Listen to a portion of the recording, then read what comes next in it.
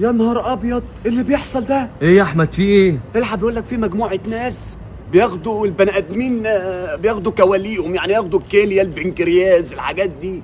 يا لهوي الكليه. الكليه يا محمد، يا نهار ابيض، انا خايف على الكواليه، انا تعبان. اوعى يا محمد حد يضحك عليك ويجي يشربك حاجه اصفره يقول لك اشرب عصير، واحده تضحك عليك اصل انا عارفك عبيط ياخدوا الكليه بتاعتك. ياض صراحه حصلت معايا امبارح. حصل ايه؟ واحده ست قالت لي اطلع لي عشان اشربك عصير عندي. وطلعت شربتنا عصير اصفر قوي.